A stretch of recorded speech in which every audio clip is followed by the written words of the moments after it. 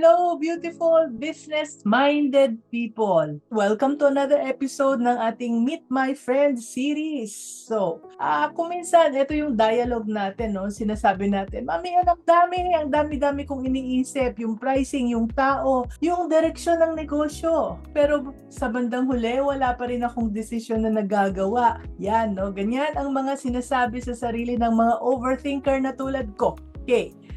Nagtanong ako sa lahat, no? Nagtanong na ako sa lahat. Ginawa ko 'yan actually, no, sa mga kaibigan ko, sa asawa ko. Nag-search pa sa internet. Mabuti na lang may internet na, no? Panahon namin wala pa. Pero kahit na may internet na, meron ng AI, hindi pa rin tayo makapag-decide, 'di ba? Tapos sabi nga, lalo tayong nalilito sa kasa-search natin, 'di ba? Meron kasi tayong iniisip na, nako, Mami En, baka mali ang desisyon ko, baka may mas magandang option. Kaya, hihintayin ko muna, mamaya na or bukas na lang.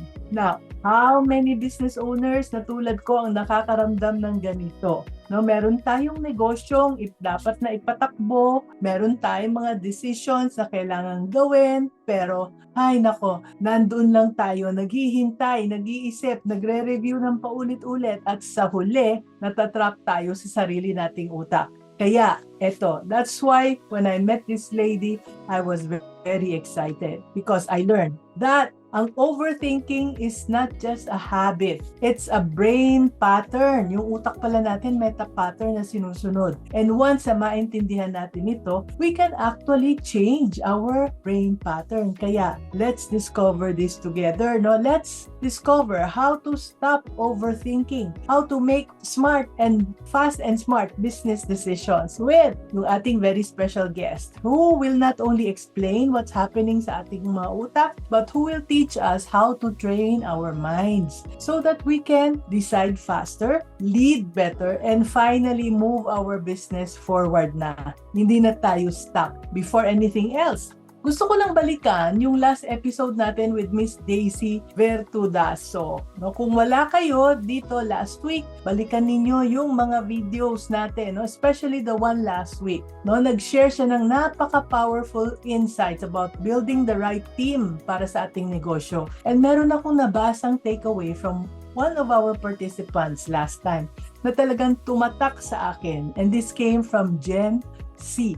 Ang sabi niya, create clear roles and boundaries. Tapos, pipiliin daw natin, choose character dahil skills can be learned. Yan, no? Simple lang siyang pakinggan, di ba? Pero tama talaga siya, di ba? Kasi actually, kahit na maayos ang sistema natin sa negosyo, kung hirap pa rin tayong pumili ng tamang tao at hirap tayong mag-decide agad, babalik pa rin tayo sa pagiging stuck. Kaya, golden takeaways like this, dito niya lang maririnig every week sa ating Facebook and Zoom Live. At this time, 3 p.m. every Tuesday. Now, para sa mga nag-type ng new viewers, no, I'd like to introduce myself. I'm Mami Negosyo. Just call me Mami En for short. I've been a business owner for more than 40 years na. Marami po kaming business na naumpisahan.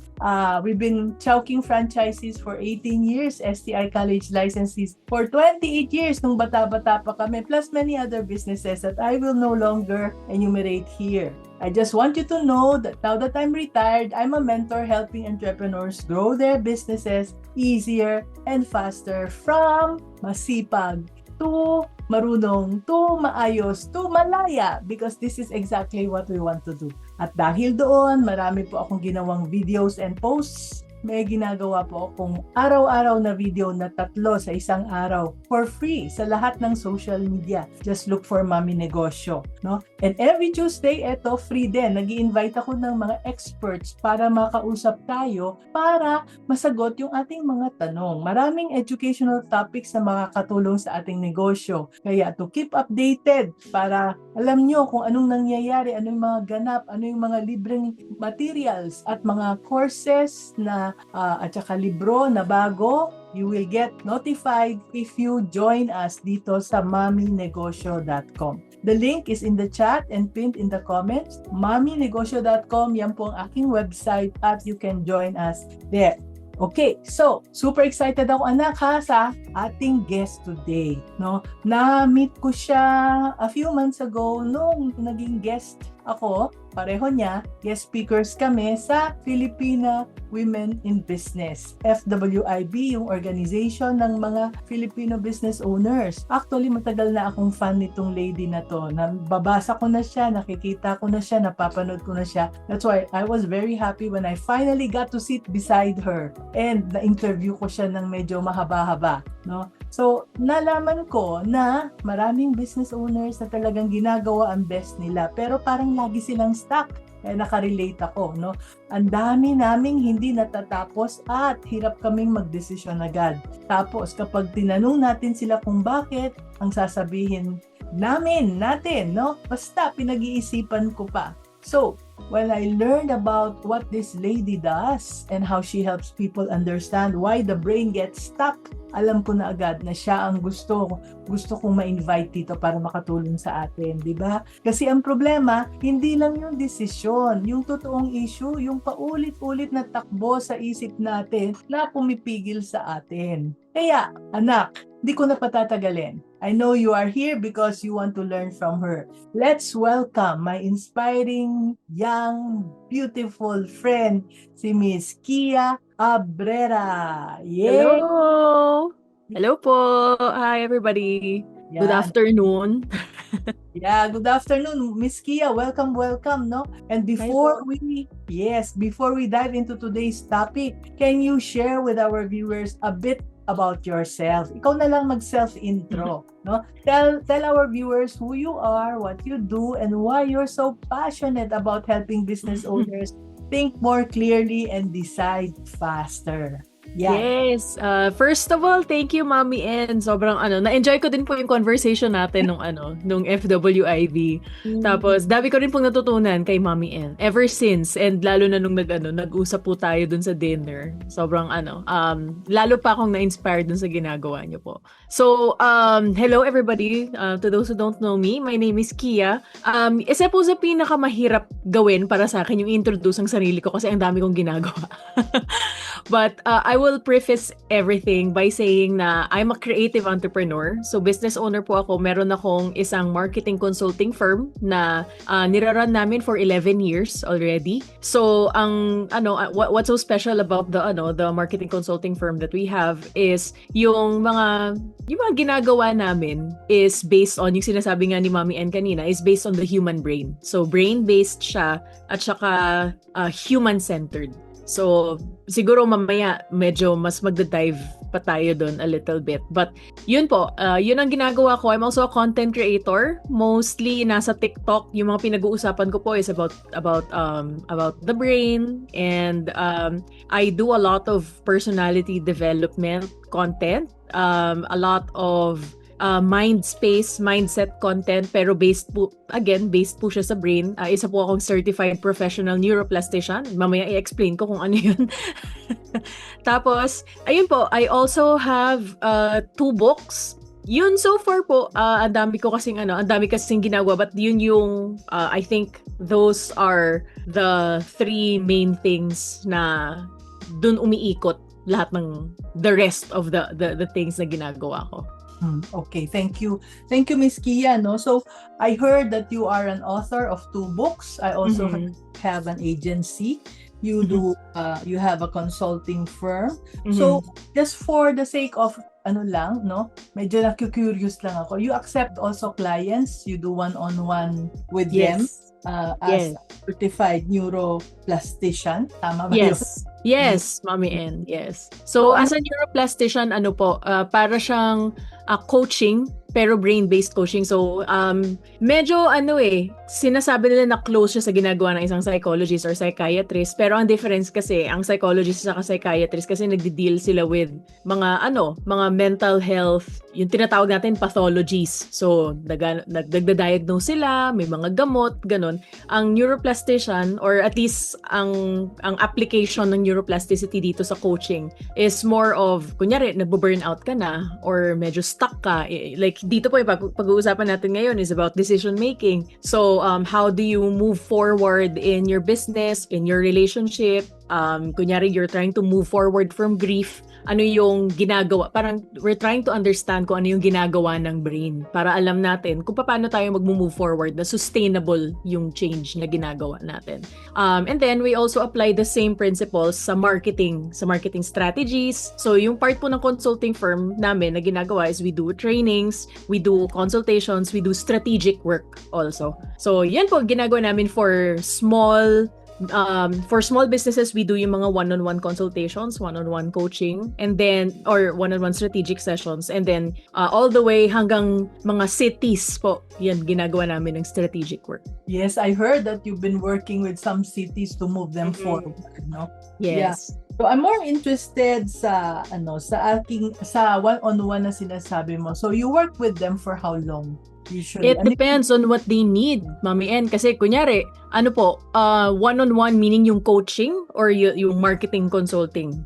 Yung coaching part muna, yung sa tao muna. Yung sa individual, usually one-on-one po namin kunyari mag 1 hour sila with me. Usually mostly assessment, parang saan nang gagaling, yung parang repercussions or resulta ba ng mga ginawa nila mga decision before, yun yung nakaka-apekto sa the way sila mag-think ngayon, kung bakit nasa stuck sila sa isang decision, or minsan kasi lalapit sila sa akin na parang yung binibigay nila symptoms. So kunyari nahihirapan siya na bumalik sa pagiging active, or gusto niyang mag-gym ulit, or gusto niya yung magkaroon ng mas okay na katawan, mas okay na parang mental state. Lalapit siya kasi parang hindi niya alam kung bakit hindi siya makagalaw or hindi siya makapag-commit.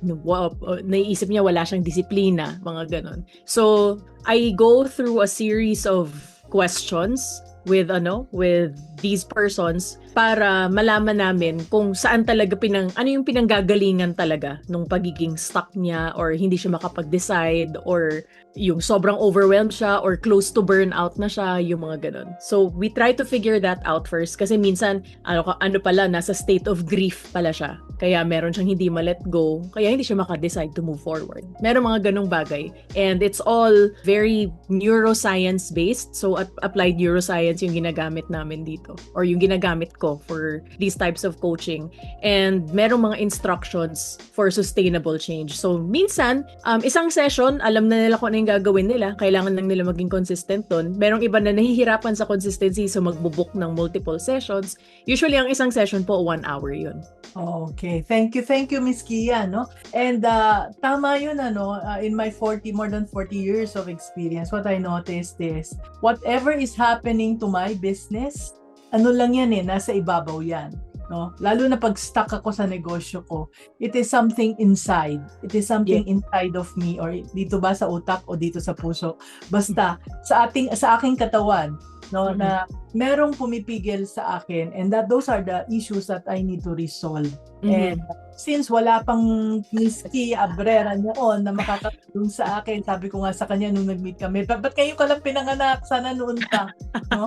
So since walang nakakatulong sa akin noon, so ang ginagawa ko, sarili ko kinakausap ko si God. Pinusulatan ko siya ng love letter or hate letter, whatever. But it helps me resolve it. Pero ngayon, napakaswerte ng generation na to dahil meron ng Miss Kia Abrera. So this is exciting, no? Diba? Yan. No, sabi ko nga, pinakamalaking obstacle sa negosyo natin, hindi ang yung nangyayari sa negosyo, kuminsan hindi yung employee, kuminsan hindi yung customer, hindi yung mga crisis, kundi what is happening inside our own minds. Kaya anak, it is really to have someone who can show us exactly kung paano nating mababago yung mga nangyayari, tulad ng guest natin today. Okay, I will want to ask Miss Kia yung aking official na first question, no?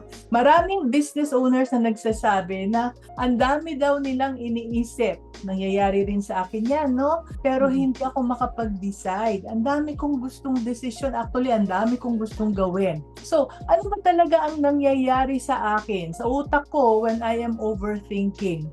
And bakit ito nagiging worse when business gets stressful? Before natin i-answer yung ano yung nangyayari pag nag-overthink tayo, gusto ko rin medyo magbigay ng redefinition or parang i-reframe natin kung ano yung ibig sabihin ng overthinking. Kasi yung tendency natin pag merong tao na nag-overthink, parang mag-decide ka lang na parang ganun lang siya kadali. Na parang kailangan willpower lang para makapag-decide tayo. And para sa akin, or at least in the way that I studied it, hindi actually fair yun. Kasi yung overthinking, akala natin ano siya parang siyang character flaw. Parang there's something wrong with us when we overthink.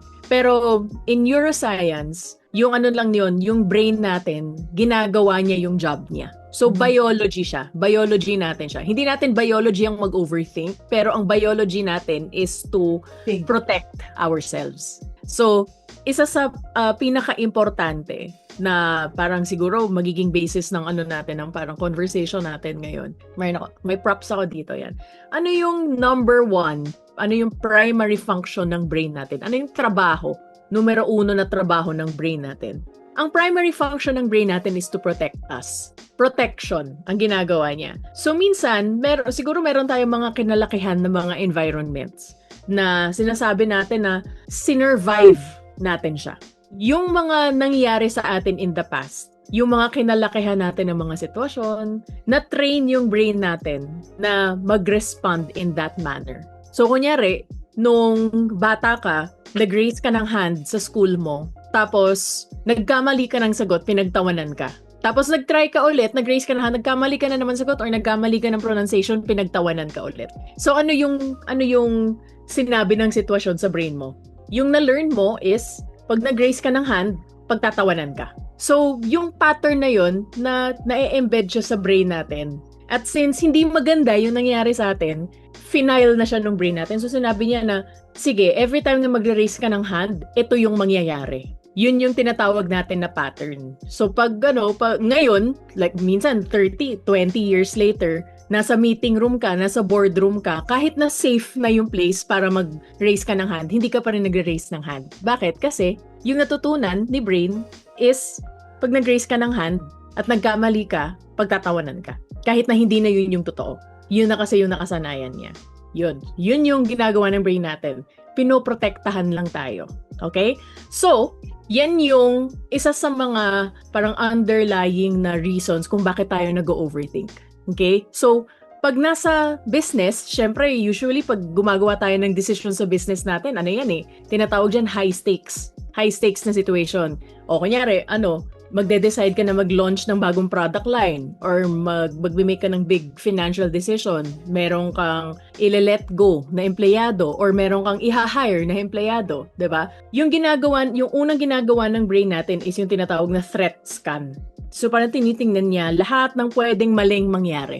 Bakit? Kasi pinoprotektahan ka Pinoprotektahan ka, ayaw niya na masaktan ka. So titingnan niya kung ano yung mga dangerous, ano yung mga alarms, 'di ba? So, lahat ng possible na scenario, lahat ng posibleng pwedeng mangyari na pwedeng magkamali, tinitingnan niya. Sinascan niya yan lahat. And it feels heavy para sa atin kasi ang daming pwedeng maling mangyari. And hindi yun dahil, again, it's not because of you, but it's because biologically, our brain is wired to protect us. Okay? So, pag nag-increase yung stress, pag lalong stressful yung situation, yung protective brain natin, mas maingay.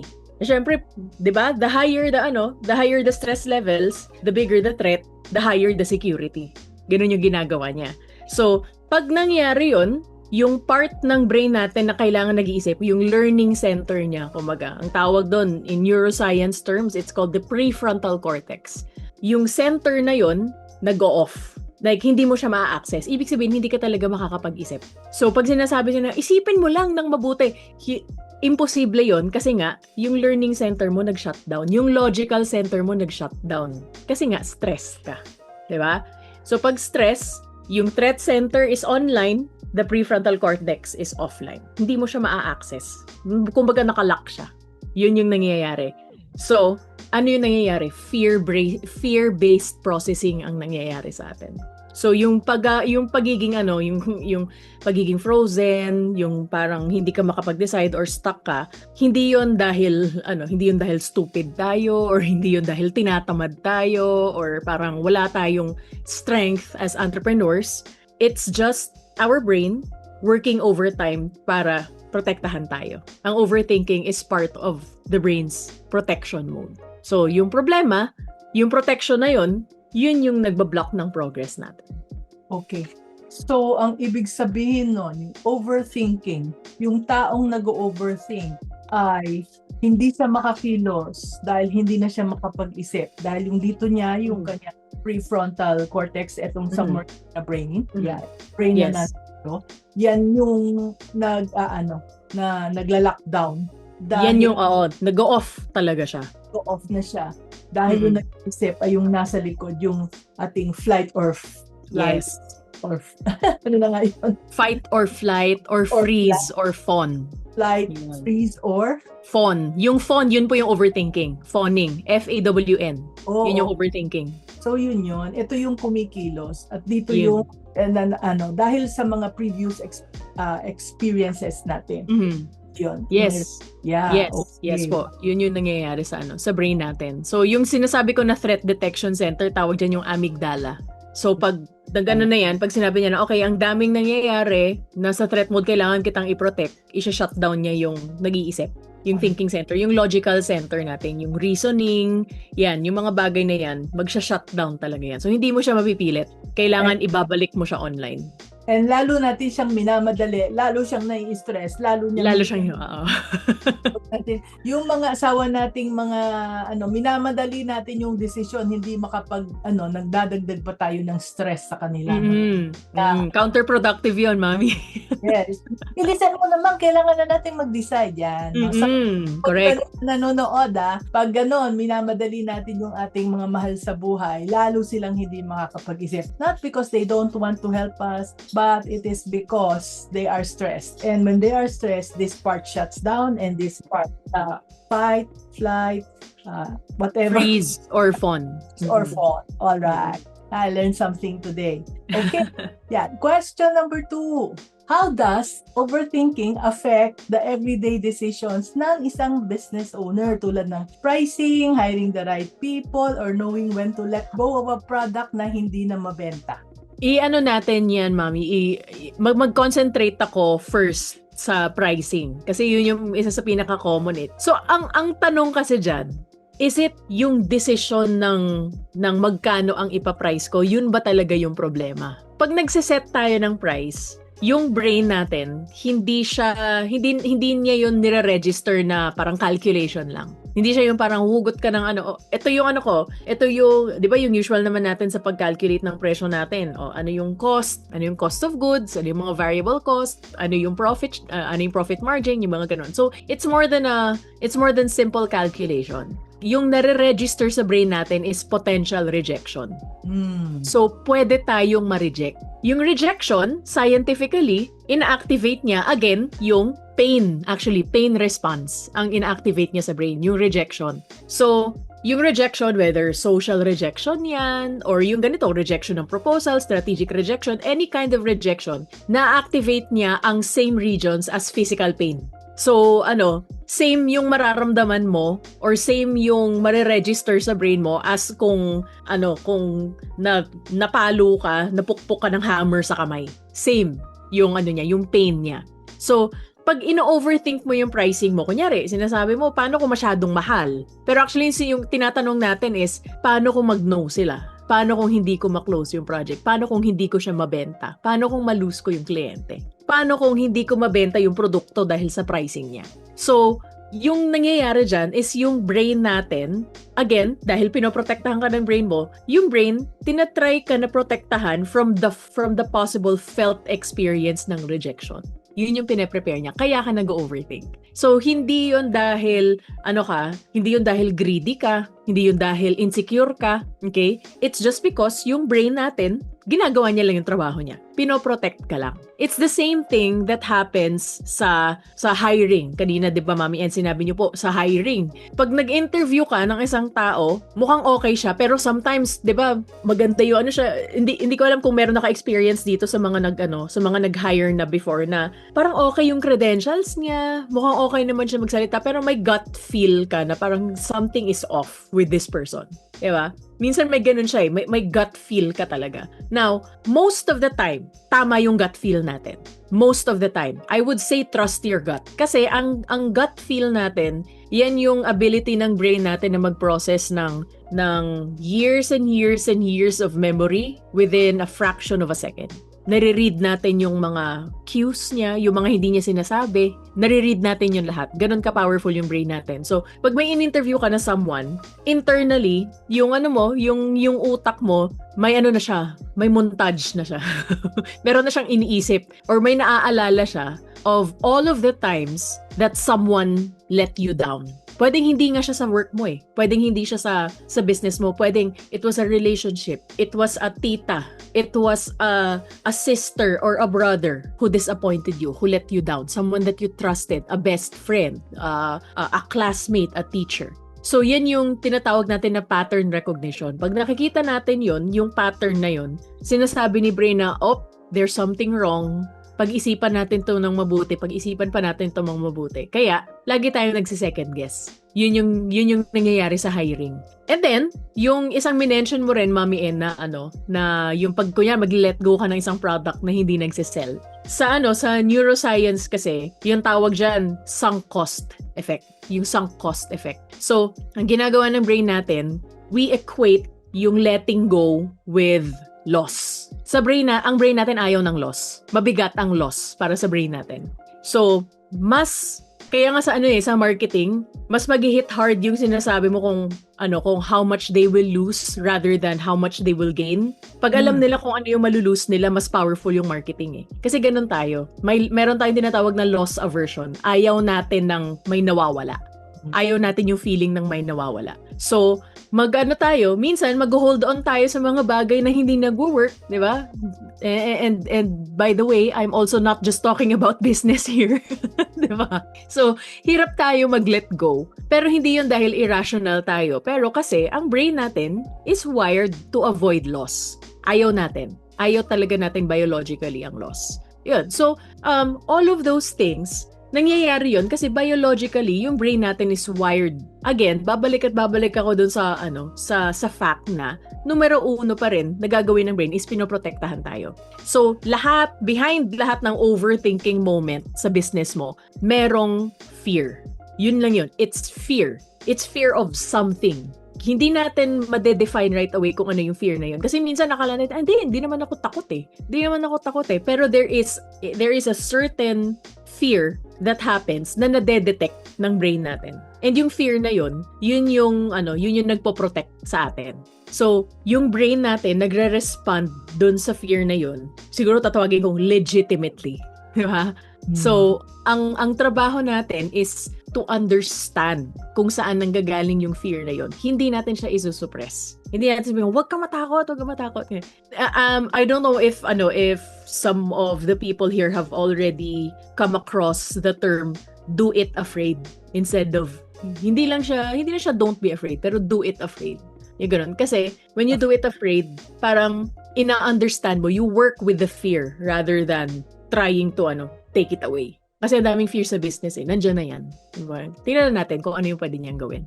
Wow, that was so powerful, Miss Kia, ha? So anak, kung talagang ewan ko kung hindi ka na-excite sa dami ng natututunan natin, no? Sabi nga, kung nag-overthink daw tayo o kung presyo ang takutan, lalo na ngayon, no, 'di ba?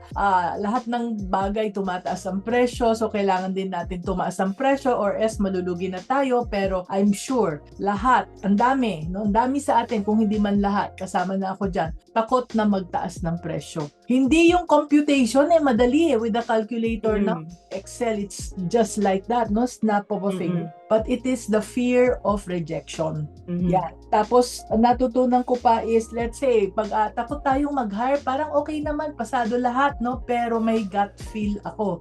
Yung gut feel na yan ay maraming mga bagay na tumatakbo sa utak natin na hindi natin ma-identify na. But it is fear of something happening that happened a long time ago na ma-recognize natin dito sa taong to. And also, no, yung sinasabing, dito nakaka-relate, no, kasi merong mga taong gano'n na meron silang relationship, let's say meron silang boyfriend or meron silang kapartner na matagal na silang kasama, pero ang tagal ko nang kasama, dami na namin pinagdaanan. Takot ako na mag-decide dahil the fear of loss na yung ininvest mo na time tsaka effort dito sa relationship na to or sa negosyo na to. Yan, sa negosyo rin maraming nagtatanong sa akin, Miss Kia. Eto ba, ko ba dapat i-let go yung negosyo? Takot silang mag-let go ng business nila dahil nga because of the fear of the loss, the sunk cost. Sunk cost fallacy. Prove themselves na nagkamali ba ako dito? Ayokong i-admit na nagkamali ako sa negosyong to. Itutuloy ko pa rin ito. So it's all about fear. And what I'm learning from you, Miss Kia, is the moment na ma-feel ko tong mga to, no, na nag-overthink ako, I should switch and say, teka. This overthinking is all about fear. And what is this fear about? Where is it coming from? Kung mare-recognize ko lang siya na fear-based ito, then I will be able to do something about it. Yung sinasabi mo nga, do it afraid. Wow! Okay, question number 3. I'm so excited. I'm learning so much. One of the biggest headaches ng mga negosyanteng tulad namin ngayon is dealing with our staff, our employees, no? Yung mga mali yung ginagawa kahit na ilang beses mo nang turuan, laging may reklamo o kaya takot kang kausapin. Ikaw mismo natatakot ng kumausap sa kanila. So, how does overthinking make people management even harder? And eto, what can owners do kapag natatakot sila so that they can break this cycle? Since napag-usapan na rin lang natin yung fear, ano yung dapat natin gawin, Miss Kia? Actually, Mami En, sasabihin ko yung people management, isa to sa pinaka-challenging na parts ng ng pag-manage ng business. Kasi iba-iba ang tao di ba? Iba-iba yung pag-relate natin sa tao. And as business owners, kailangan nasa kayo na, like, you're on top of things. So, isa sa pinaka-valuable na trait ng isang business owner is yung communication skills. Ang communication skills, hindi lang siya yung paano ka nagsasalita, paano ka nagsusulat, ganun. Yun yung usual natin sa communication skills. Communication is more so connection, thinking at saka connection. Yan yung communication para sa atin. Now, in people management, sobrang crucial ng communication. So, as a neuroplastician, mas naintindihan ko siya nung nag-dive deeper ako sa rabbit hole nga ng applied neuroscience. So, explain ko siya as simple as I can. But in neuroscience, alam natin na kanina, di ba, yung minention natin yung mga rejection, yung ganyan. Yung pain ng rejection is the same yung effects natin as physical pain. So, yung tinatawag natin na social conflict, especially conflict with someone na, kumbaga, responsibility mo as a business owner, ina-activate niya yung same areas ng brain na nagpa-process ng physical threat. So, yung pagko-confront ng isang staff member na may problema, hindi siya dahil tinatamad ka lang or takot ka. Hindi yun yung parang pinaka-soul na reason Sinasabi ni brain, dangerous to, stay away. Kasi may possible rejection na mangyayari. So, pwedeng, kahit na ikaw yung nasa position ng pag-confront or even pag-reject, merong chance talaga magkakaroon siya ng conflict, 'di ba? So manggagaling din dun sa kinakausap mo yung rejection. Mafi-feel mo din 'yun. So yung cycle na 'yun magbibigin. Ayaw mo siyang kausapin. So hindi mo gagawin yung conversation. Hindi ka magi-initiate ng conversation. Tapos, yung resentment magbi-build na lang. Lagi ka na lang naiinis. Lagi kang masistress. Minsan, magkakaroon ng time na nire-rehearse mo yung conversation in your head. Pero yung conversation, yung resulta ng conversation na yun, laging worst case scenario. Kasi ganun mag-overthink yung brain natin diba? Sinascan niya lahat ng pwedeng mali na mangyari. So, ngayon, worst case scenario yung lagi mong ina-anticipate, lalo kang natatakot. Pag lalo kang natatakot, lalo kang mag-a-avoid. Diba? Until, nagpatong-patong na lahat, nag-explode na yung situation, naging out of hand na siya, pwedeng yung empleyado na mismo yung umalis, and parang walang na-resolve, di ba? So, paano mo siya i-break ngayon? Yes. Usually, ang sasabihin, or yung parang yung usual natin is, basta maging ka lang, tapangan mo lang, diba? Tapakan mo lang, ganyan. ang isa sa mga ina-advise ko dito usually, I call it be smaller. So, akala, ano ibig sabihin ng be smaller? Ako nga yung business owner. Ano ibig sabihin ng be smaller? Ibig sabihin is, yung brain natin, yung ino-overthink niya yung mga malalaking conversations. Mga big conversations, yung mga tipong, let's sit down, let's talk face to face, this is serious. Diba? So, wag mo munang gawin yung big conversation. Wag mo munang pag-isipan, wag kang mag-concentrate dun sa malaking conversation na sinasabi mo na lahat ng character niya, parang ina-attack mo na lahat ng ginagawa niya na mali, nililista mo na lahat. Yun yung big conversation eh. Okay? Yung being smaller, it means you start with the micro conversations. Micro conversations, ibig sabihin, one sentence, one question. Example, how are you feeling about the work lately? Something as simple like non-threatening yun, di ba? Ano yung feeling? You're just asking out of curiosity. Doon mo ilalagay yung yung position mo. What happens if we're asking out of curiosity? Pag nangyayari kasi yun, yung thinking center natin hindi siya mag-off. Kasi curious ka eh. So mag-open siya to receive. Pero pag nag-iisip ka na kaagad ng potential rejection, ay di shut down ulit yan. Ito ulit yung gagana. So now you have to think from curiosity. How are you feeling about the work today? Di ba? Ang tinatry mo lang gawin is you're just trying to open a conversation. You're not trying to confront, di ba? Hindi ka pumapasok para mag-resolve ng conflict. Pumapasok ka lang kasi curious ka. It's just an opening to a conversation. That's it. Every time na nagtitake ka ng one small step toward dun sa conversation na takot ka, yung sa conversation na ina-avoid mo, tinetrain mo yung brain mo na yung social discomfort ay kaya mo naman palang ma-survive. Safe naman pala siya. Yung pag-initiate ng conversation, safe naman pala siya. So gusto ng brain yung mga small changes lang muna. Wag mong lahatin agad-agad kasi threat 'yan, di ba? So yan yung tinatawag natin na neuroplasticity. Ang neuroplasticity, that is brain rewiring. Physically, nag-change yung brain natin. Nagre-rewire yung brain natin. So ang ginagawa natin is binibuild natin yung capacity natin for the harder conversation by initiating small conversations repeatedly.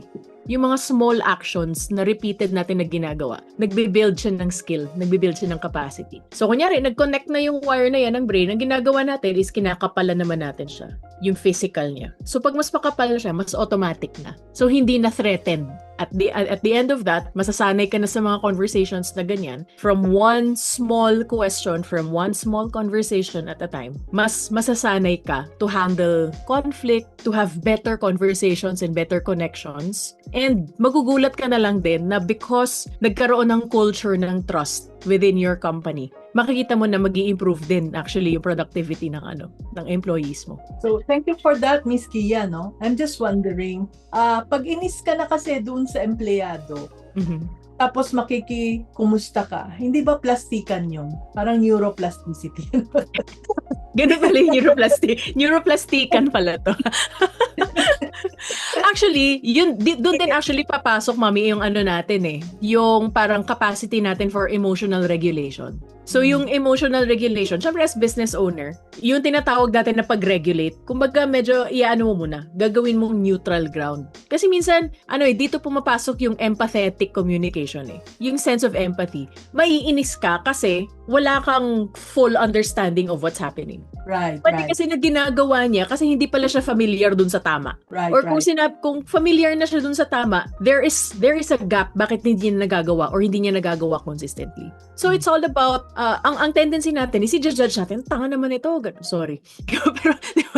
pero parang ba't dito nag-iisip? Bakit hindi siya bakit lagi na lang mali yung ginagawa niya? So, yung yung opening na yun is hindi yun dahil sa nakikipagplastikan ka, pero you're coming from a place of trying to understand bakit ganon yung nangyayari. Pero you're coming from a place of support. For example, instead of tatanungin mo yung tao, ba't di mo kasi makuha ng tama, di ba? So threat yun, magiging threat yun sa kanya, hindi niya rin yun ma-receive, di ba? Hindi niya rin yun hindi niya mako-correct yun. Kasi pinapagalitan mo. So pag pinapagalitan mo siya, the threat detection, yun yung aandar. Hindi niya yun malalearn kasi nag-shutdown na to, diba? So in that case, you approach someone with empathy. Okay ka ba? How is the work for you? Ganyan. Sabi niya okay naman. Okay, so meron lang kasi akong napansin na ito yung nagiging instructions, pero dito sa part na to, nahihirapan ka ba? Ikaw mismo yung nagsasabi sa kanya na nahihirapan ka ba dito? Instead of telling him or her na ba't lagi itong mali?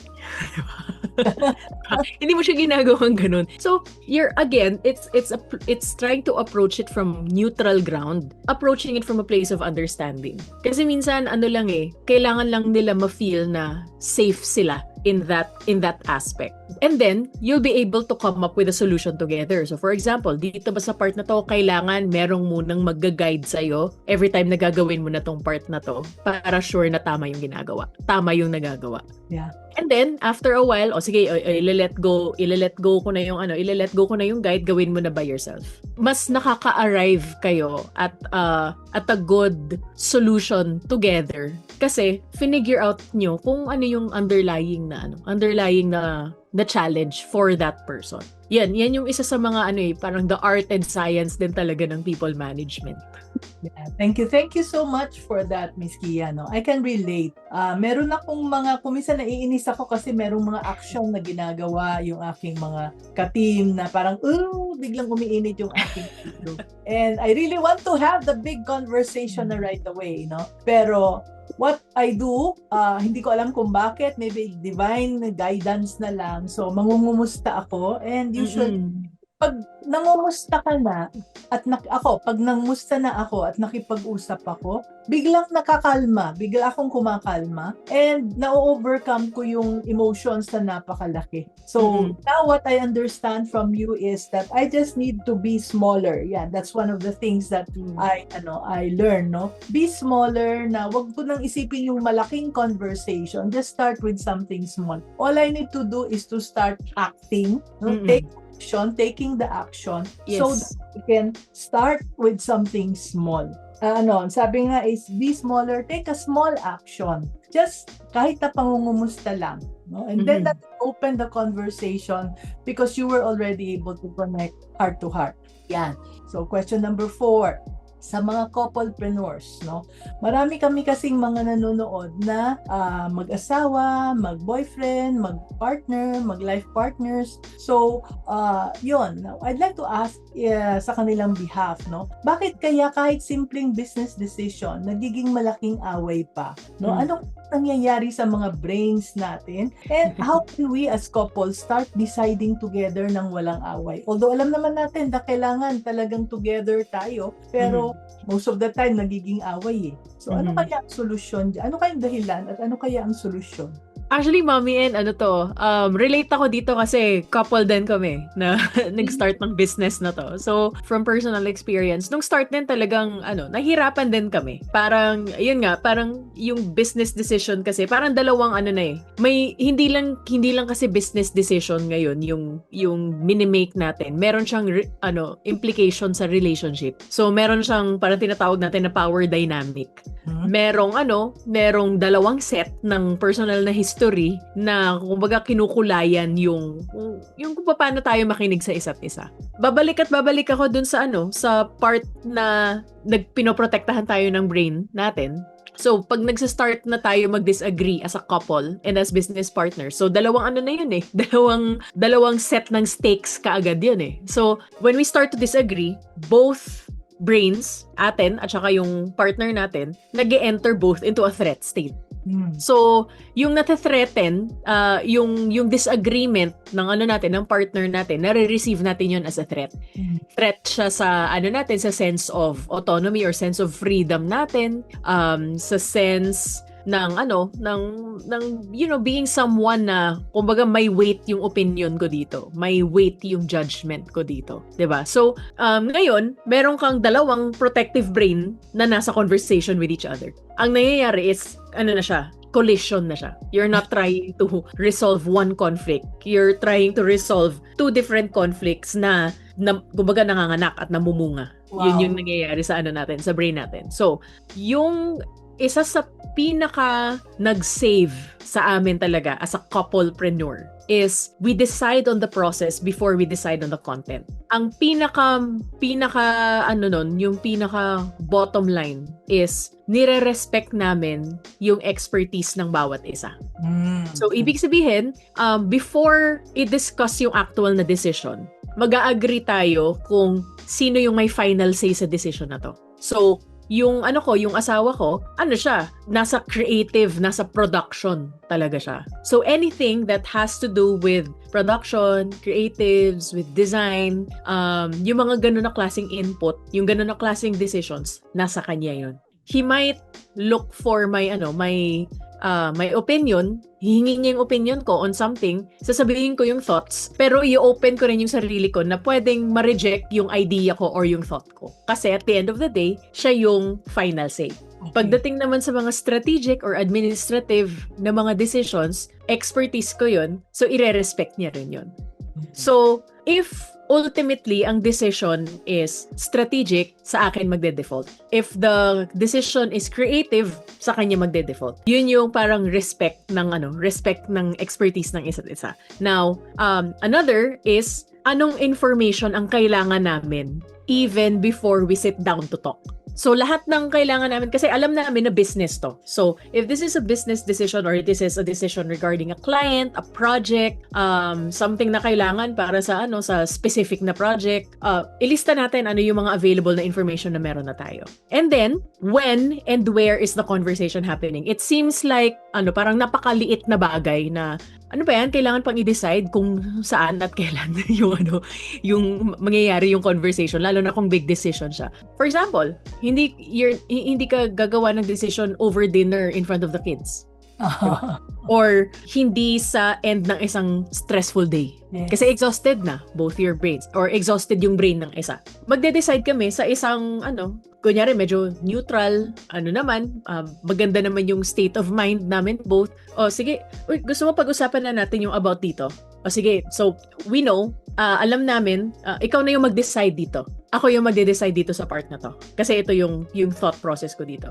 Ano yung thought process niya naman dito? So, yun yung sinasabi ko na kailangan parehong brains is non-threatened. Magiging non-threatened siya kung alam niya na nire-respeto yung weight ng judgment niya sa isang decision. Pag klaro yung proseso, yung brain, hindi siya nagwo-work with uncertainty or hindi siya nagwo-work with ambiguity. Hindi siya magwo-work within yung mga magugulo or chaos or chaotic na mga na decision making na kumbaga na scaffolding.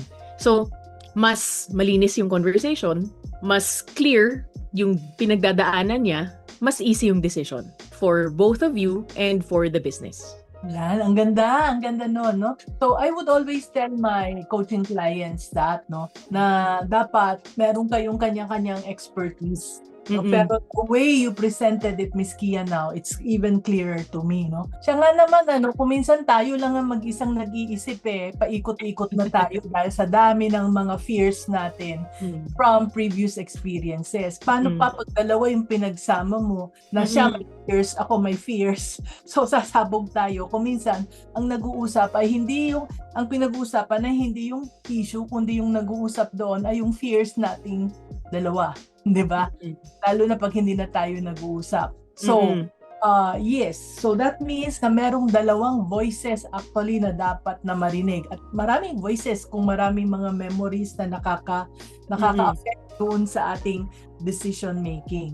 Pero maganda yon, narinig ko na talagang kailangan i-respect yung expertise ng bawat isa at alamin kung sino yung magde-decide. Dapat nag-uusap tayo na may complete data, hindi yung siguro marami nun, siguro konti nun. Talagang very clear kung ano yung mga dapat pag-usapan, complete yung ating information. Tapos nasa magandang timing, mas magandang timing, magandang lugar. So nadagdagan pa ngayon yung maituturo ko sa aking mga coaching clients na hindi lang yung kailangan expertise, no? Meron pang dalawang bagay. Dapat yung timing at saka dapat meron pang data. So, remember anak, no? Dalawang voice ang dapat na marinig sa isang conversation kapag tayo ay nagdi-decide as couple entrepreneurs. Hindi lang yung voice ng isa at isa dapat tumahimik.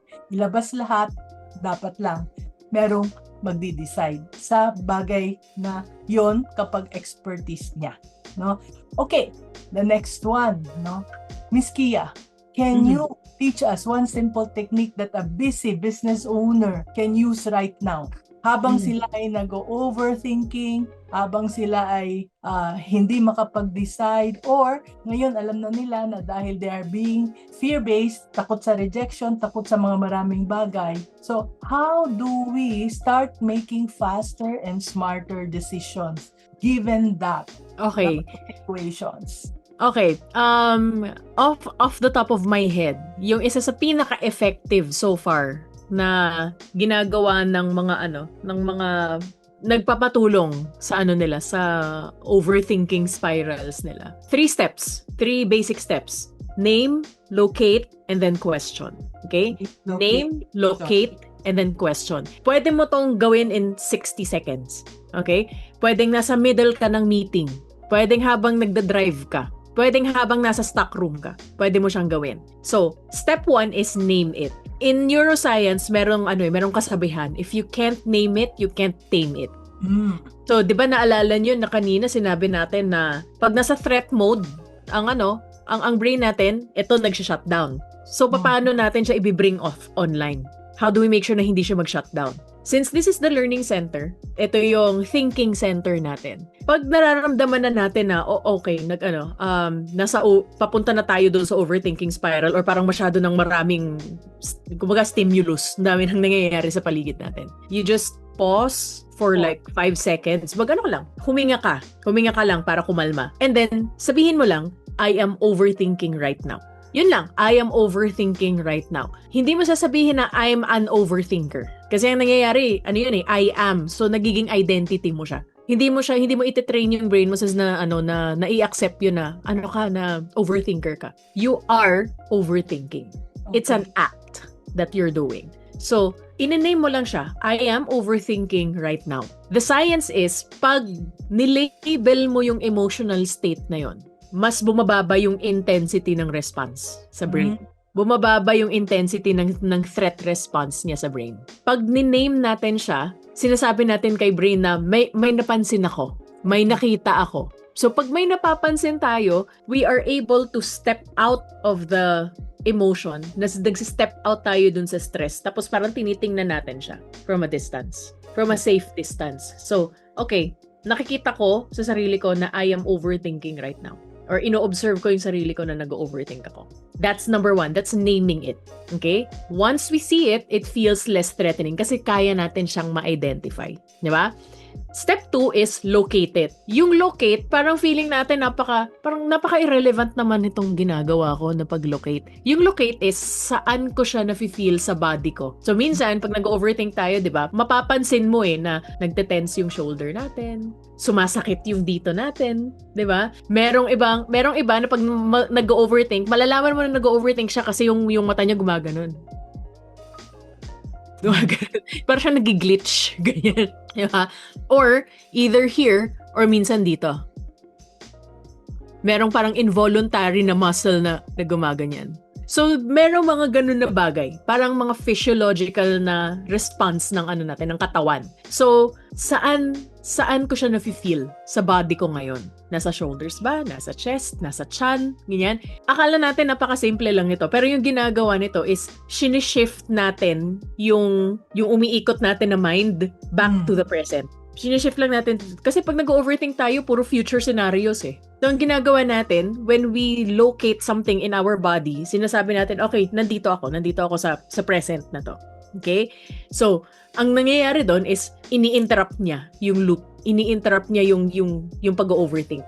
Kasi, wait, saan ako nagpo-focus ngayon? Sa shoulder ko. So, pag doon na yung focus ng brain, wala na siya doon sa overthinking. Now, only then do you go to step 3, which is question. Isang question lang. Once na you feel it in your body, one question. What do I actually know right now? Hindi tayo nag-engage sa positive thinking. Hindi tayo nag-engage sa negative thinking. We are engaging in accurate thinking. Ano yung totoo ngayon? 'Di ba? Hindi siya yung what are all of the things that can go wrong, 'di ba? Yan yung ano natin yan yung overthinking natin eh. So, pag sinabi natin na what do I actually know right now? Biglang titingnan mo lahat ng factors. Ito yung totoo. Lahat ng factors that's coming into play. Yung totoo is yung produkto na to is less sales than we anticipated. That's true. Hindi naging ganun kaganda yung customer acquisition nito. Also true. Hindi naging maganda yung okay, so all of those things, those are all true. Syempre, anuhin mo din. Ano yung mga bagay na na maganda? Itong campaign namin na to, kahit na hindi siya nag-produce ng numbers that we want for this specific product, nakita namin na yung campaign na to yung nag-produce ng most sales. So, also true. All of the things that are true and accurate at the moment, ililist down mo yon. Why? Kasi, dire-reactivate niya na to. Dire-reactivate niya na tong thinking brain. So now, you're approaching everything from curiosity rather than fear. Kasi, niname mo na siya, alam mo na nag-overthink ka, so kinall out mo na. The second is, ni-refocus mo, binigyan mo ng bagong direction yung brain. When you located, binalik mo yung sarili mo sa present moment para umalis siya dun sa threat mode. And then, binalik mo yung sa question, when you question it, tinanong mo lang, what do I actually know right now? These are all of the factors that I'm working with. And now, you're able to come back to it with a sense of curiosity rather than takot ka na may mangyari na mali.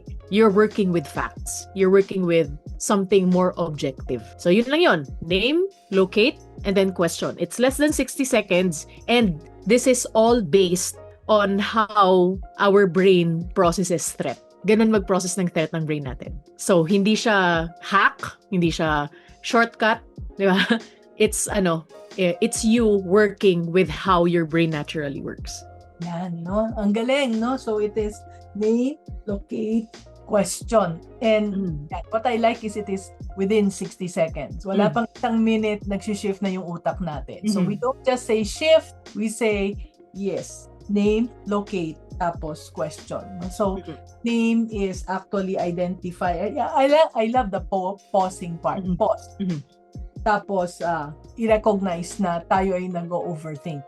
So, tatlong technique na yon, yung tatlong steps na yon, no? Now that we know what to do when we are overthinking, then we would now be able to execute whatever it is that we need to do, right? Okay, so my last question, I guess, no? For our viewers who realize today that their own thinking has been quietly holding their business back, ano naman ang next step para ma-rewire ang brain natin to make decisions with confidence and finally move our business forward? After yung tatlong steps na yan, ano na ang next step namin? Miss Kia. Actually, Mami N, yung lahat ng mga tao ngayon kumbaga nare-realize nyo na it's your own mind getting in the way. Gusto ko lang sana na ma-recognize nyo muna to. Yung realization na yun na yung start. That's the beginning of it. Sa neuroplasticity, ang alam natin is yung brain, hindi niya ma-change or hindi niya mababago yung hindi niya nakikita.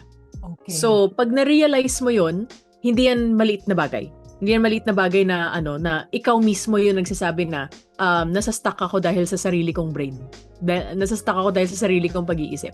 That's a very good beginning. It's a very good start. So, something na kailangan natin maintindihan about sa pag-rewire, hindi siya big transformation. Yeah, hindi siya yung kumbaga motivated ka to do something, big motivation. Hindi siya dun eh. Hindi siya dun magsi-start.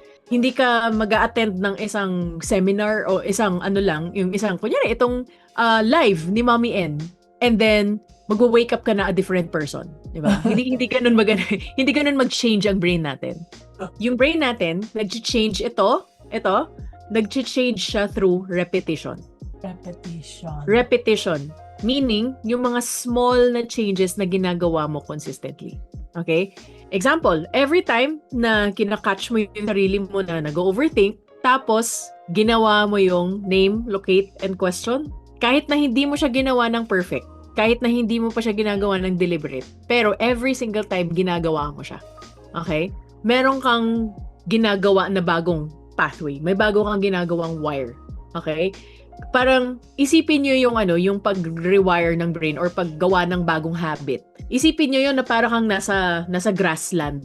Di ba? Yung maraming damo. Usually, di ba, pag maraming damo, yung may makikita ka na parang road, may makikita ka na pathway doon. Kasi, yun yung dinaanan ng mga tao over and over again para magkaroon ng gano'n na road. Ang changes sa brain natin, hindi siya magagawa ng isang malaking truck lang na dumaan. Kasi after that, babalik din siya ulit. Pero yung mga nilakaran siya ng maraming beses or nilalakaran siya all the time. Kasi nire-repeat mo siya ng nire-repeat. Doon siya magkakaroon ng bagong pathway. Tapos yun yung magiging automatic sa kanya. The more na dinadaanan mo siya, the more na magkakaroon siya ng permanence. Tapos the more din na kumakapal siya. Mas makapal yun, mas madali siyang daanan. Diba? Kaya nagiging automatic ang habit. Nagiging automatic ang pattern. Kasi paulit-ulit natin siyang ginagawa. Paulit-ulit natin siyang nire-reinforce sa brain. So, small decisions made consistently. Hindi mo kailangan ng, kunyari, ito pinaka-common, pag-post ng content. Di ba? Yung pag-post ng content, akala natin dapat agad-agad, 3-minute video, 5 times a day sa TikTok. Di ba? Palaging ganun. Tapos, nadidisappoint tayo sa sarili natin. So, ngayon, ano yung pinaka-madali na change para sa akin muna? Kung ang ibig sabihin nun is magpo-post ka ng isang photo na may caption for 3 times a week in the next 4 weeks, yun ang kaya ko ngayon eh. Gawin mo. Gawin mo siya consistently. Ang ginagawa lang natin dyan is tinetrain natin si brain na, hindi threatening yung change na to. Safe tayo sa change na to. Ganun lang siya. So, tinetrain mo yung brain na yung action na to ay safe.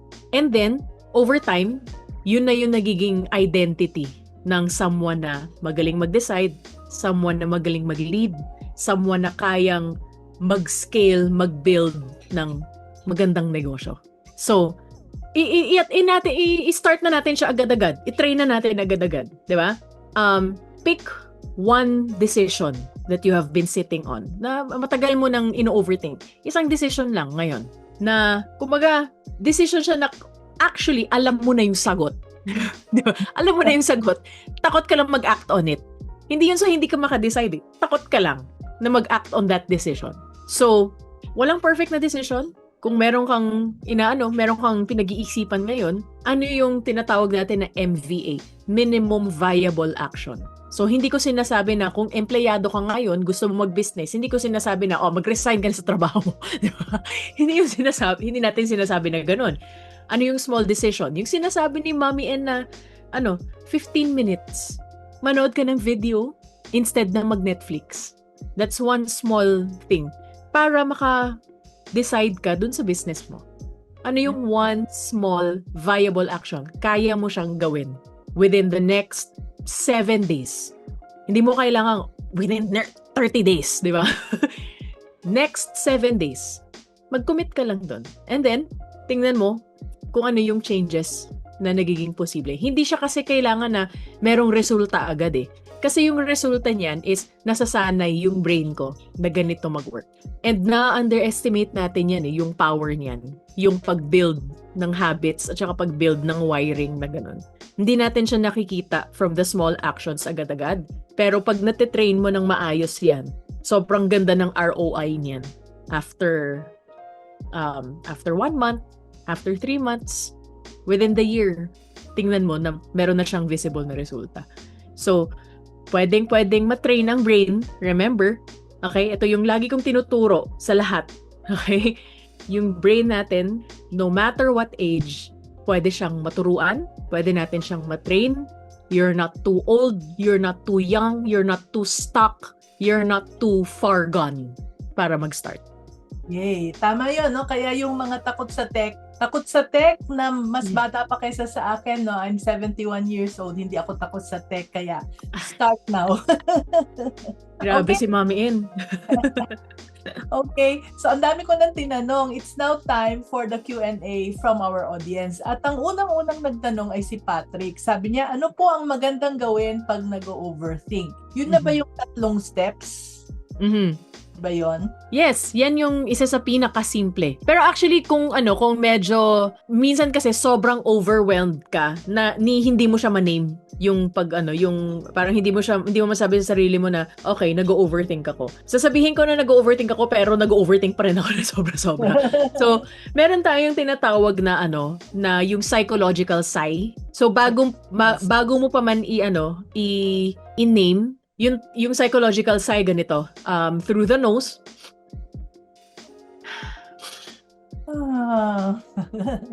Yung tawag doon double breath. Pag ginawa niyo yun, tingnan niyo, gawin niyo ngayon. Deep breath, tapos fast exhale, fast inhale, tapos slow exhale. So, deep breath.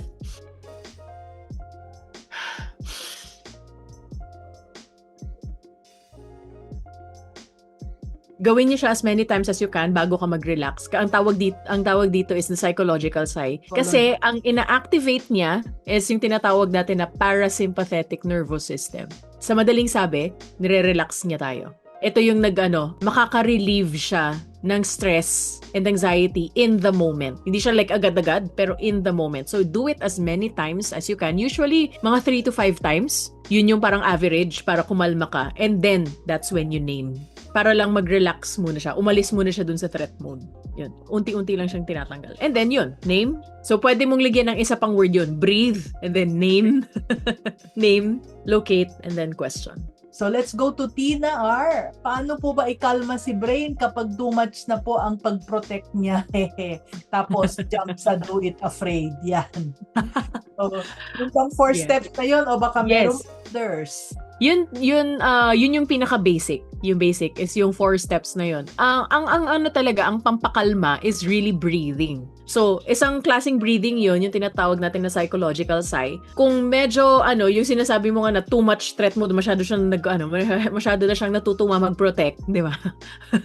So, kung wala ka naman sa overthinking spiral, kunyari, in emotional distress ka or in anxiety ka, pwede rin yung 4-4-8 breathing. 4-4-8 is 4 counts inhale, 4 counts hold, and then 8 counts exhale.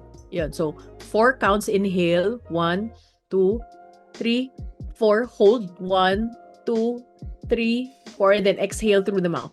Ganon. 8 counts. 8, 7, 6, 5, 4, 3, 2, 1. Usually, gagawin mo rin yun mga 3 to 5 times para kumalma yung nervous system. So, yun, pang-relax yun. Merong iba na pag ginagawa yun, nakakatulog. Yes. Kasi ganun siya kakalmado. Yeah. Actually, yan yung technique ko para makatulog. Kung minsan pag hindi ako makatulog, I do that. No? So much. 4-4-8. 4-4-8. So, Lorraine Santiago Nicodemus ulit, sabi niya, how to handle a business if you are based abroad? Handling a business here? Mag-handle ka ng business sa Philippines pero based ka abroad.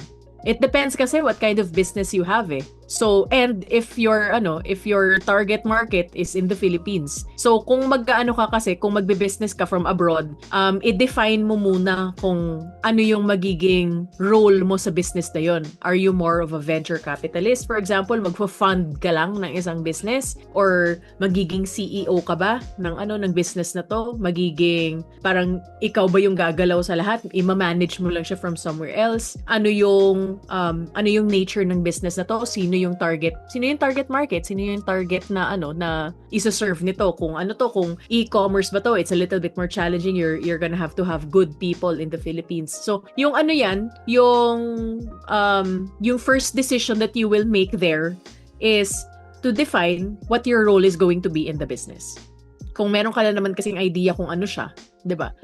But if wala pa, yun muna yung i-define mo. Ikaw ba yung mag-handle or magfa-fund ka lang, magfi-finance ka lang. Yun yung, kasi once na ma-define mo yung role, the other decisions or the other factors na kailangan mo ng decision, dun pa lang siya mag-show up. Yeah. Okay, so if you need more help, kasi medyo malawak yung tanong mo, Lorraine, if you need more help, you can message me or you can message Lorraine and we can help you more on that, kasi masyadong wide yung scope niya. Yes, maraming factors. So let's go to Venice Bermudez. Minsan takot akong mangumusta. Sabi natin, kumustahin, di ba, yung employees? Kasi minsan, ang simpleng pangungumusta, ang reply ng employee, problema na agad ang ikukwento. Ha, ha, ha. Kasi, ang kamusta is very vague. Di ba? So, hindi mo siya tatanungin na, how are you? Di ba? Hindi lang siya ganun. So, ang itatanong mo, bale when you start a conversation, ikaw din yung nagsiset ng tone eh. So, pag tinanong mo ng kamusta, pwedeng vague din yung answer niya. Or, ganun, yung parang, yung tinatawag natin, medyo mag-word vomit siya ng mga problema niya. Diba? Depende kung anong klaseng tao. So, you want to be specific with the things that you ask. So, example, kamusta yung pag-work mo dun sa project? May challenge ba? May parts ba na nahihirapan ka? Or okay naman, smooth naman lahat?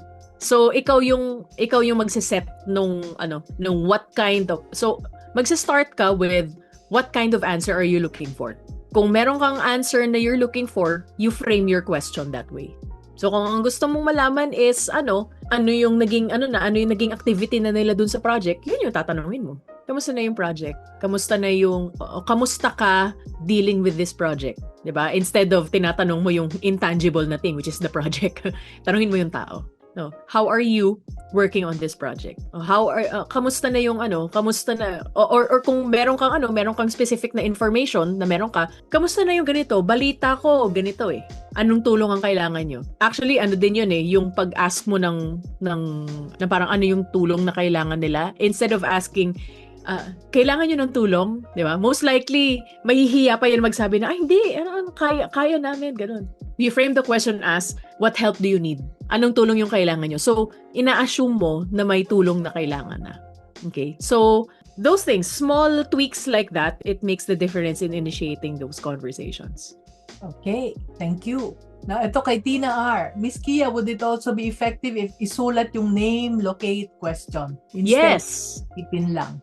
Yes, actually, I would encourage people to write, pero hindi yung hindi ganito, pero Sulat ganito. Sulat talaga. Iba yung nagagawa nito sa brain kesa ito. Ito kasi, yung na-activate niya lang na region ng brain is the transcript. Kumbaga, kumokopya lang siya. Yung ito, na-activate niya rin yung pag-synthesize. It activates 40 plus more pathways than this one. So, pag nagsusulat ka, nagsistrategize din yung brain, nagsisynthesize yung brain, ginagawa niya in its own words, ini-interpret niya in its own words, di ba? Ganun yung pagsulat. So, when you're doing yung name, locate, at saka question, yes, you can write it.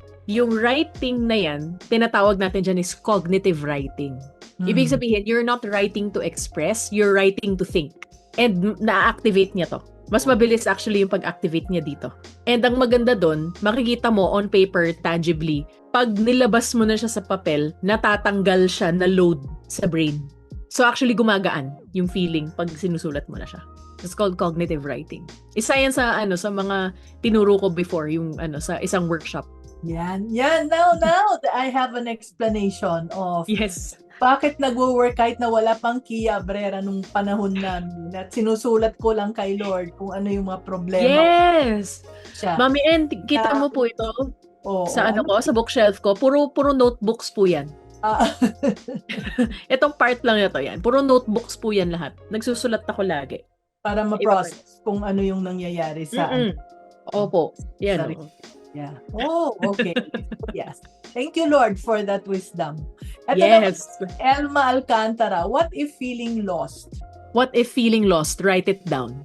Yun yung, again, Mommy N, I think din yun eh. Maganda rin na lagi natin nasasabi yung divine intervention. Siguro ko na lang din, magbigay lang din ako ng isang perspective about yung lingwahe natin sa sarili natin about feeling lost. Kasi, pag sinabi natin na lost tayo, yung implication nun is dapat alam natin kung saan tayo pupunta. Parang alam natin yung final destination, alam natin yung direction natin. So pag nagbi-business ka, syempre, 'di ba? Yan eh. Uncertain talaga yan eh. Hindi natin alam kung ano yung pupuntahan niya. So, when you say that you're feeling lost, yung implication niya is dapat alam ko yung ginagawa ko eh. Dapat alam ko kung saan yung pupuntahan ko eh. 'Di ba? So, in that regard, hindi yun sa lost tayo. We are figuring things out in the process. meron tayong gustong gawin, yes. Meron tayong gustong specific na bagay na i-achieve. So, ang gagawin natin, instead of masyado tayo nakafixate dun sa goal or parang quote-unquote big, hairy, audacious goal natin. Instead na nagfe-fixate tayo, ano yung nakikita ko within my vicinity? Ano yung nakikita ko dito sa ano yung mga resources na meron ako? Ano yung mga connections na meron ako? Ano yung pwede kong magawa given this? So, hindi natin titingnan yung malayo pa. Tingnan natin kung ano yung what can I do with what I have para mag-move one step further. Yun lang yung sa next lang natin na step. Kasi hindi mare-reveal pa yung buong pathway kaagad, 'di ba? Hindi naman natin yan makikita kaagad lahat-lahat. Sa bawat step na tinatake natin, may madidiscover at madidiscover tayo. And then most of the time, hindi yung parang dinidream natin na destination, biglang makikita natin with all of the steps na nakita natin sa vicinity natin. Hindi pala yun yung pinaka-ideal. Pero in our mind, yun yung pinaka-ideal. Pero the more that we go into the process, the more na nadidiscover natin siya, 'di ba? Parang, wait lang, posible din pala to, tsaka parang mas maganda to. Parang mas gusto ko tong part na to, 'di ba? And then we just work toward the next step. Pwedeng the next 2 steps, pero next step, 'di ba? Simplihan lang natin muna. So, what's within our vicinity? What's within our resources? Ano yung kaya natin gawin given what we have, where we are? And then let's go to the next step. Uy, sa next step na to, ano yung na-discover ko? Ano yung natutunan ko dito sa next step na to? Ano yung kinailangan kong i-let go para makapunta ako dito? So, all of those things, they make a difference dun sa nadidiscover natin. So, yung feeling natin ng pagiging lost, it's because ina-expect natin masyado na dapat nandun na ako sa destination na yun. Or dapat alam ko na, kabisado ko na dapat to eh. Masyado nating pinipressure yung sarili natin. Pero as long as nabubuhay tayo, meron tayong madidiscover na bago. So wag tayo maging rigid in that learning, in that process of discovering ourselves. I think business is one of the best ways to discover ourselves din. Yes, thank you Miss Kia, no? Thank you so much for that, no? Kaya looking back sa buhay ko, no, share lang ako kahit na hindi ako ang guest ngayon. Looking back I'm 71 now, no, sabi ko nga, what I realized is that we are always guided. Sometimes we feel lost, pero every step ng buhay ko, 71 years, I have always been guided. Kahit na yung tulala ako, litong-lito ako. No, so you're right. No, parang kumbaga I'd like you to think about you wherever you are. You're going to MOA, for example. MOA, gusto mong pumunta doon sa MOA kasi meron kang gustong bilhin, meron kang gustong makita, or dala mo yung anak mo or apo mo, gusto mong to do something there. But then along the way, kuminsan you are guided not to go to MOA, and you will realize na, dito pala sa BGC, no? I can go to SM Ora, for example, and it's even a better place at that particular time. No? Hindi natin alam kung minsan masyado fixated at hindi tayo makarating-rating sa MOA dahil doon lang tayo nakafocus, pero meron palang better place for us. Kaya tama rin tong tinanong ni etong sabi ni Lorraine Santiago Nicodemus. Sabi niya, so it is not good to keep your options open. You just need to decide and know what you want. If I understood it right, it's the other way around, no? Keep your options open, know what you want, but then be open also for leading kung saan ka talaga. Yeah. Maging flexible ka. It's more of siguro kung yung isa sa mga na isip ko din Mami N, nung one of the hardest decisions that we made sa sa business namin way back in 2023, lost us about 4.6 million. Wow. So nag-loss, we took a really really big hit, and inaano pa namin yun, nire-recover pa namin until now kasi ang daming nangyari, yung ganun. So we took it as parang a series of redirections na ginawa ni Lord para sa amin. Kasi siya kung hindi yun nangyari, siguro hindi ito yung ginagawa ko ngayon. So there were some things that I had to let go of along the way. I had to be flexible. Yes. nag-change lang yung question for me instead of, or nag-change lang yung goal for me instead of what do I want to achieve. It's more of who do I want to become. So, syempre ngayon as a mom, as a new mom with 2 small kids, diba? Parang who do I want to become for my kids? Yes. Do I want to be present? So, ibig sabihin nun, ayokong i-scale, quote-unquote, too much yung business ko to the point na mawawalan ako ng time in their formative years. Right. So, how can we design our business, or how can we design our lives in such a way that it honors the stewardship na inassign sa amin ni Lord. So ngayon, yung pinakamalaking stewards kami of is our family.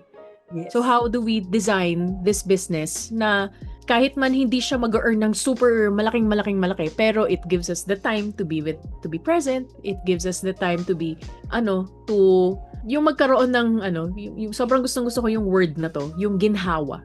Magkaroon ng ginhawa muna sa pamilya. What's being taught to us at the moment, it's the principle of enough. So that's where my headspace is at. So maging flexible ka lang dun sa leading. Be clear with the kind of person that you want to be. Gusto mo maging mabuting tao, gusto mong maging generous na tao instead of gusto kong maging mayaman. Ako gusto kong maging generous. Yung mga ganon. So things like that. Who do you want to become? What kind of person do you want to be? And then, alam mo kung ano yung nasa paligid mo. You let go, you do the work, and you let God do the leading. Amen to that. And I honor you for that, no, Miss Kia. Again, looking from the perspective of a 71-year-old, the money that you lose, you can always work later on and earn back. But the time you lose with your kids, they will never come back. Parang matagal, parang mabagal, parang kuminsan, ba't ang tagal niyong lumaki, no? Pero now, looking at it, I wish they were all babies, but ako ay was many years younger kasi hindi ko talaga na-enjoy yung time na to be with them, to see them grow up, na sayang. Kaya I honor you for that decision. Thank you, Mommy. Lynette, Miss Lynette, what's the main difference? Okay lang, no? Extend tayo ng konti, Miss Kia. Sige po. So, what's the main difference between, kasi maganda yung mga questions eh. No, what's the main difference between analysis paralysis and overthinking in business? Pareho ba yun? Analysis paralysis is, I think makakategorize ko siya as a kind of overthinking. Yung analysis paralysis kasi, kumbaga kung sa fight, flight, freeze, or fawn, siya, more on freeze. Analysis paralysis is hindi ka makadecide dahil masyadong maraming options. Hindi siya, yung overthinking kasi, hindi ka makadecide kasi masyado kang maraming tinitake into account na factor. Yung analysis paralysis is, masyado kang maraming option. I can see bakit nagkakaroon ng overlap doon. Pero yung, kasi, yung, pag sinabi mo na analysis paralysis, talagang, frozen. Like, hindi ka makadecide. So, kunyari, siya, alam niyo yung mga sa restaurant, yung mga menu na sobrang dami. So parang ang tagal mo mag-decide. Hindi mo na alam kung ano yung gusto mo. Hindi mo na alam kung ano yung gusto mo. Parang kahit ano na lang, so magde-default ka na lang sa kahit ano. Kasi masyadong marami. Yun yung analysis paralysis. Yung overthinking is you're trying to decide kunyari between 2 decisions. For example, whether to hire or fire whether to keep or fire an employee. Pero the factors that you're working with, pag nag-fire kasi ako ganito, ito yung mangyayari, ito. So masyadong maraming kino-consider. Pag kinip ko naman siya, ito yung pwede mangyari. Lahat ng worst case scenario. Yun. So that's the main difference between those 2 things. There are also different ways to go about analysis paralysis. Sa analysis paralysis, you narrow things down to 3. So, yun? Kunyari, yung sinasabi natin sa menu, yung pag narrow things down to 3 is, yung categories na nakikita ko ngayon? For example, may sobrang dami niya, pero may category siya na seafood, chicken, pork, or kung beef, kung meron man, di ba? Make ka muna ng decision from there. So, you narrow it down until you come to a decision. So, from these 4 categories, parang ang pinakagusto ko is chicken. O, chicken. So, tumingin ka dun sa chicken. Masyado pa rin siyang marami. Gusto ko chicken na may sabaw. So, medyo i-categorize mo yung mga choices. I-categorize mo siya so that you have siguro ang best niyan is 3 maximum categories, and then rule of threes until you come to one decision. Okay, thank you. Sana nakatulong, no, Lynette? Basta't Lynette, yes. Simon Peter Ang has a beautiful question as well kasi ang daming nagtatanong sa akin nito. How to decide when you should let go of your business? For example, the P&L is showing more of a loss. Ano yung horizon? 3 years, 5 years? How would you decide sa ganyan? Yun yung dito rin pumapasok yung natin yung sa sunk cost fallacy. Sayang naman kung hindi ko siya i-continue. Yeah. Ako personally, the rule of thumb for when it's time to let a business go is it doesn't serve people anymore. It doesn't solve a current problem anymore. So there are a couple of things that you can do. It's either yung business model ko ba yung hindi nag-work? Can I pivot the model? Or can I redesign the product? Can I reposition the product to solve a modern problem? Yung problem na meron talaga yung tao, hindi yung gawa-gawa mo lang. So I would suggest that you do a lot of social listening first. Kung ano man yung produkto mo, ano man yung service mo, ganyan. Ano yung social listening? Ano yung sinasabi ng mga tao about it? Ano yung sinasabi ng tao na challenge that's related to it? What is the actual language that they have for it, 'di ba? And then tingnan mo kung yung problema yung problem ba na sinosolve ng business ko dati, is it the same problem pero different lang yung packaging, di ba? Or different lang yung pagkasabi. So pag different na yung pagkasabi, sometimes it's just a positioning problem. It's not really an entire business problem. Or nagkakaroon ba ng mga bagong players sa market na mas may nakita silang gap? Ano ba yung position ko ngayon? So you want to assess all of those things first. Is it really is it really a business problem or a business model problem? Is it a positioning problem? Is it a product problem? Is it a marketing problem? Now, ang isang factor din dyan na people na parang underrated, hindi masyadong kino-consider ng tao is the way that the business is operating now giving me more stress than joy? Kasi kung nasa-stress na lang ako sa pag-handle nito, talagang ayoko na, 'di ba? Kahit na i-reposition ko siya, kahit na gawin ko to lahat, ganyan, talagang ayoko na, exhausted na ako dito. Huwag kang magme-make ng decision based on exhaustion. Huwag kang magme-make ng decision just based on stress. If everything is neutral, what am I still willing to do to make this work? What am I still willing to do to make sure that this business serves people at this current point in time? Ngayon, pag wala na talaga, parang hindi mo na nakikitaan na mapipivot mo pa siya, hindi mo na nakikitaan na positioning problem pala siya na pwedeng maayos, hindi mo nakikita na yung pag-change ng business model will actually do anything, medyo nagda-dry na yung finances mo, mas tumataas yung stress levels mo, ganyan. I think that's a time when you pull the plug and then look for other things or other ways na magagamit mo yung natutunan mo from that business. Okay. Thank you for that, no? This is the last question I'd like to address, si Patrick O. How to become divergent thinking po, lalo na pag mga 3 a.m. na it always happens to me. 3 a.m. madalas na experience ko po ito. Divergent thinking?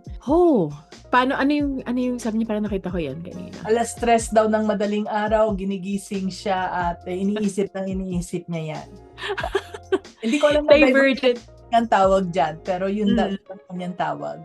Divergent thinking, ang pagkakaintindi ko kasi sa divergent thinking is, kunyari, isa lang yung pinag-iisipan mo, tapos parang ang dami niyang rabbit holes na parang siyang nagma-mind map. Yes. On its own. Ang sa akin kasi, so I have ADHD, Mami N. So, neurodivergent ako. Neurodivergent ako. Hindi ako linear mag-isip. I think ang divergent thinking is something that people embrace in the current time. Kasi ngayon, medyo nire-reframe ko ang divergent thinking as renaissance thinking eh. So, parang na kaya mo mag-approach ng isang problema from different lenses. Yes, and Now, that's good, diba? That's good. That's a blessing. and it's it gives you a unique position. Parang, ay, nakikita ko yung problema ng ganito. So, for example, meron ako dati na kinoach na video editor siya. Sabi niya, gusto niya i-improve yung editing skills niya. And then we started looking at, ano ba yung mga dating mga skill sets niya, ganyan, that gives him a unique position in the industry. And then I found out that he was a dancer also. Oh. So sabi ko, kung dancer ka dati, ibig sabihin, magaling ka sa rhythm. Ibig sabihin, magaling ka sa dynamics. So how can you put those skills and disciplines in your editing? Paano mo pasasayawin yung video clips mo, kumbaga? Galing. Yeah. So, ano yun? That is one example of divergent thinking, na all of these factors, nalalagay mo siya sa isang box, and that box becomes very unique. So, pag 3 a.m., na-experience mo siya ng 3 a.m. Okay. Hindi ko kasi alam kung ano yung specific mo na situation. Pero, isa sa mga rule of thumb or isa sa mga averages is you need at least 2 hours of downtime before ka nakakatulog. Okay? So, ibig sabihin, kung gusto mo na makatulog ng 10 p.m., kailangan by 8 o'clock, medyo nagsistart ka na mag-remove ng stimuli. Lalo na sa mga mga divergent na brains, masyado tayo maraming factors ganyan na nakakaapekto sa pag-iisip natin. So 8 a.m. pa lang nagsistart ka na magtanggal ng stimuli. Ibig sabihin, nagbabawas ka na ng screen time. Kunyari, nagsistart ka na magbasa-basa sa mga yung mga ganito. Yung hindi masyadong masakit sa mata, hindi masyadong stimulating sa mata, mga warm na tones. You start calming your body down. At least 2 hours yon before you go to sleep. Kasi, yon, parang sinisignal niya sa brain na, brain, kumalma ka na. Kumalma ka na kasi matutulog na tayo. Ganon. So, give it the 2-hour buffer para matrain siya na mag-relax. And then, parang kumbaga, unti-unti siyang mag-off before you go to sleep. Ang quality sleep, na-learn ko din sa accelerated learning. Yung quality sleep is also equal to 8 full hours of training. So if you train your brain na kumalma, na magkaroon ng quality sleep, actually mas nagiging productive ka talaga. Neuroplasticity works best when you're at rest. Yung mga wires na yan, nagko-connect yan best and stronger pag natutulog ka ng maganda. Yeah, thank you for that, no?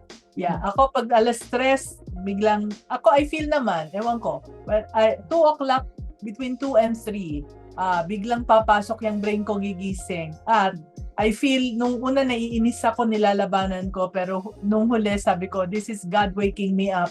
So, talagang with an inspiration. Yes, and I will have so many ideas and I would really act on it. Kung minsan kinakalendar ko yung mga ideas para we go back to those ideas. No, that helps me kasi once na nailabas ko na, naisulat ko na siya, na-calendar ko na, and I work on one of them. Let's say, create a course that says this. So, I will be creating the course. Then, I can now go back to sleep pagdating ng mga alas 4, alas 5, kung minsan alas 6. Balik ako sa pagtutulog, no? Because, and I'm grateful for that. No? But anyway, okay din yun, Mami N, actually. Okay din siya, Mami. Okay din po yung gano'n, na kunyari, na nagising ka talaga ng 3 a.m. Kaya, isa sa mga suggestions ko din, have a notebook next to your bed. Right. Sulat nyo. Kasi aside from maaalala siya ng notebook mo, parang tinanggal mo din siya sa brain mo para makatulog ka ulit. Makatulog ka na, yes. Okay, so ang dami pang questions, kaya lang so sorry, we cannot anymore address those questions, no? Kasi wala na, talagang super overtime na tayo. So I'd like to thank you, Miss Kia, no? Thank you so much for those valuable things that I learned. We all learned from you. So we'd like to ask you na for your parting words.